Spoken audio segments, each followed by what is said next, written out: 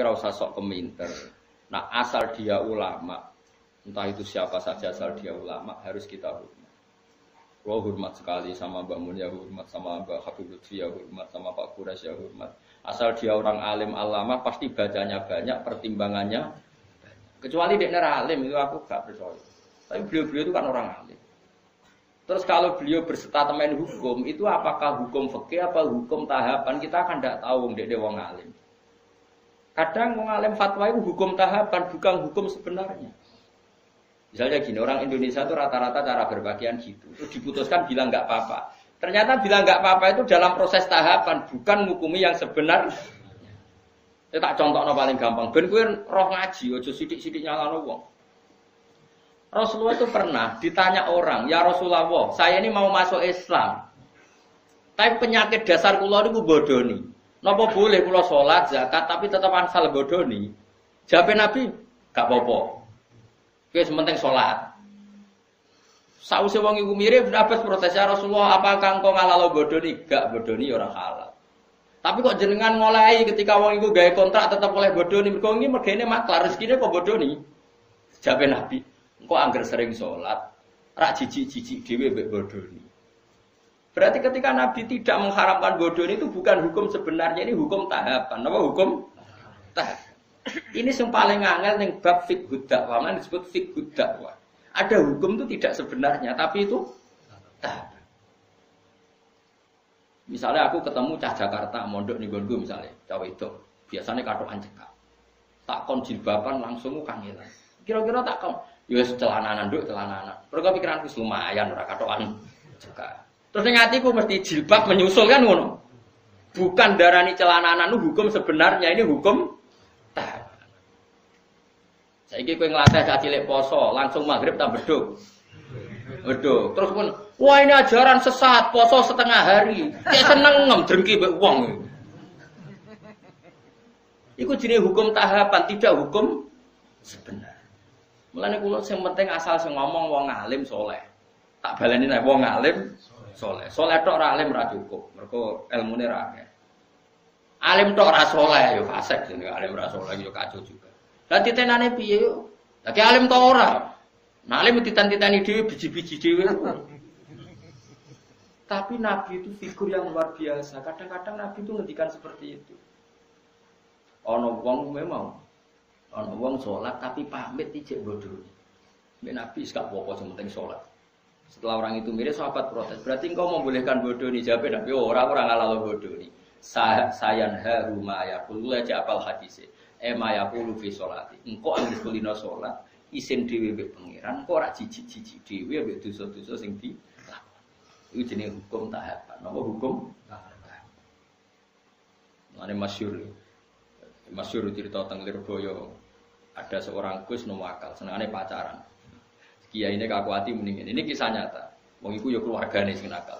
Dong, kowe pacaran lah, anggere iso maca Sahih Muslim. Apa to?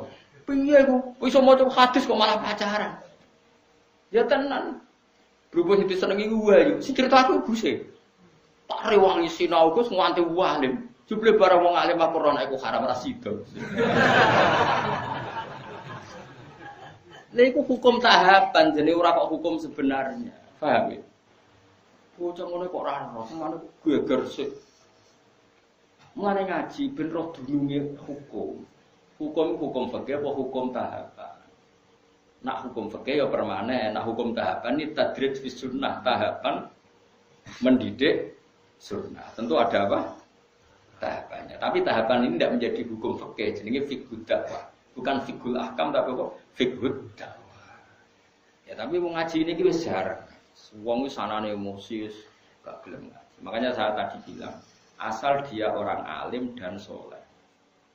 Makanya saya bisa menerima misalnya saya itu Hafid orang alim, kadang dakwah di Belanda, di mana-mana. Ya ketemu orang macam-macam. Tapi beliau tidak selalu bilang mungkar.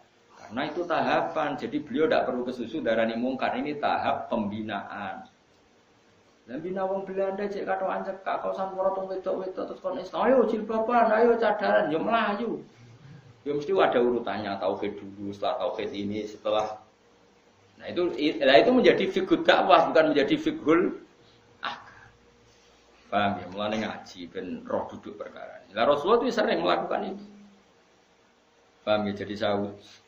Makanya kalau ada orang ngomong tentang perempuan itu boleh memperlihatkan sesuatu yang menjadi kesehariannya, itu tentu tafsirnya itu macam-macam.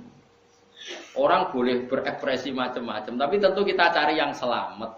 Kayak adat-adat kita sudah selamat ya sudah lah, pokoknya jilbaban, sing ketok wajah tok ben bojone ra kliru. Ya sudah itu sudah lumayan. Tapi apakah cadaran boleh? Ya boleh.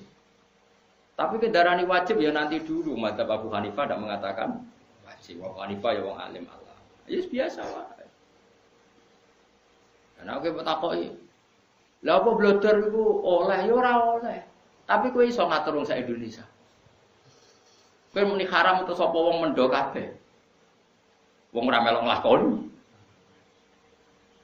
Malane cara kula kita dilatih dengan fiqh dakwah.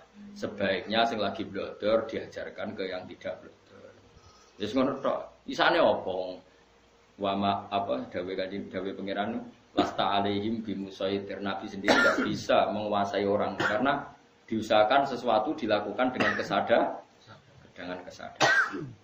Mana ono ayat wala yubdina zinatahunna illa ma dzahara minha. Itu koma dzahara itu pokoknya cara kula sanut guru, anut wong alim-alim serausan.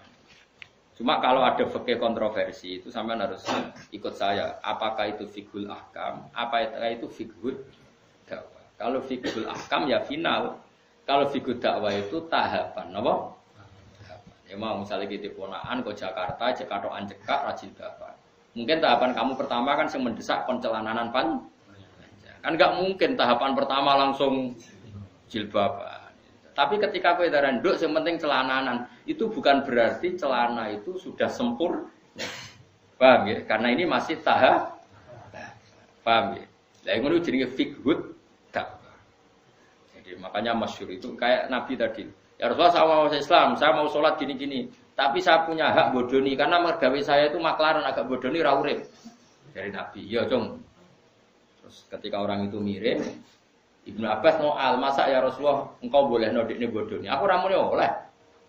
Lah kok jenengan mendel mawon. Sayanhahu ma yaqul. Engko nak wis sering salat, sering lafadzno kalimah thayyibah, engko risi dhewe akhire ora bodoni.